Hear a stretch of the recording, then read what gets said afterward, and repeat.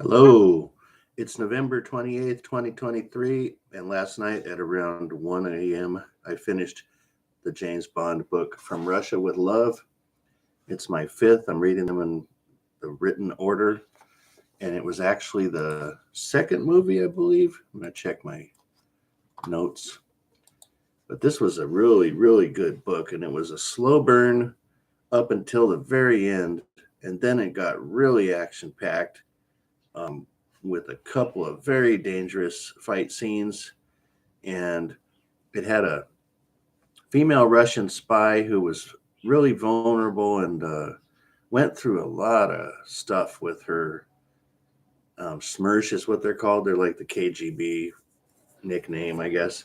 But anyway, they were really brutal with her, setting her up to do this mission to go over and basically sleep with James Bond and manipulate him so that he could be murdered by somebody else.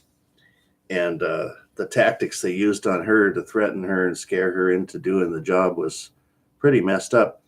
I had just happened to flip through on cable last week when I was near ending this book, and I saw that scene where they were signing her up for doing her dirty work, and it was much more sanitized in the movie. Of course, it was in the 60s, so they had to lay off some of the detail, but in the book, they threatened to kill all her former boyfriends and their families if she didn't go sleep with James Bond, and it was pretty messed up. They made her strip in front of her and yeah, ask about all her previous relations she'd had and go into gory details. So there's a little bit of racism in this book, just like pretty much all the other ones. I think one of them maybe didn't have any racism in it. This was pretty slight, but still, just want to throw that out there. Um, let's see here. It's 242 pages. I'll give you a line that's kind of funny because the bad guy, when he was about to put an end to Bond, or thought he was, he said something to the effect of how it was going to go down in the press. So he says, "Old man, the story's got everything. Orient Express, beautiful Russian spy murdered in Simplon Tunnel, filthy pictures, secret cipher machine, handsome British spy with career ruined murders her and commits suicide, sex spies, luxury train, Mr. and Mrs. Somerset. Old man, it'll run for months." So it's kind of funny that Ian Fleming put that line in there. It kind of describes most of the book and the story, but it obviously changes because the way the bad guy sees it happening doesn't really happen, of course. The hero always has to have his day. But what's interesting about this book is there's a cliffhanger at the end, and you don't really know what happens to Bond. And I'm not sure. I don't believe that happens in any of the movies. I had not looked that up if there's cliffhanger in any of the movies, but I'm not sure what book and movie came out after this one. I'd have to look it up again. I've got the next three books up here.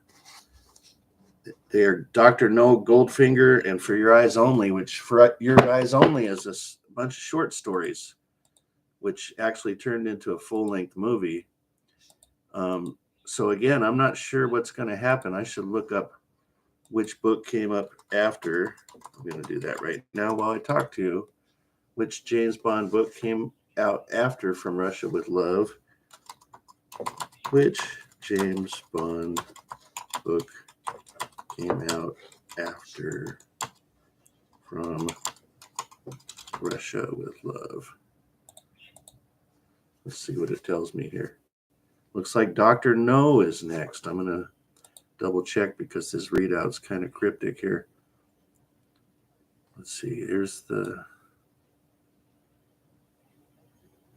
Yeah, Dr. No is next. So I'm not sure if it heads right into it from the cliffhanger in Dr. No, but I was surprised to see there really was no ending to this book.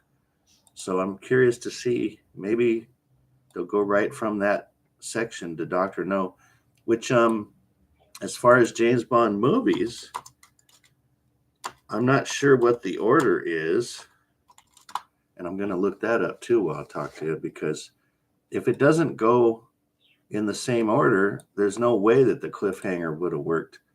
So From Russia with Love was the second movie, but it was the fifth book.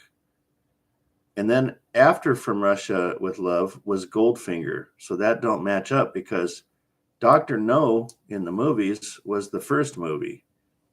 So the book that came out after From Russia with Love was actually the very first Bond movie. So that doesn't make any sense. And I'm sure that there's no cliffhanger in it. I'm going to click on From Russia with Love plot. Tatiana picks up the pistol, kills Kleb with their mission accomplished. Bond and Tatiana spend time on a romantic boat ride. That's not how this book ends. So you've got a lot to discover in this.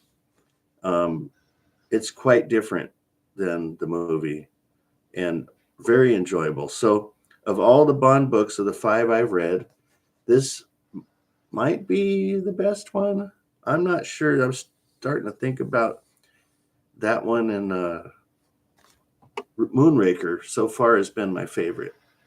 So I'm not sure if this topped Moonraker or not. Moonraker was a rocket drama. You're afraid of blowing up England and all that stuff.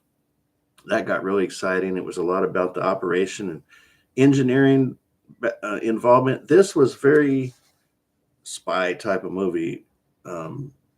Like I said, slow burn. So great ending. Great ending.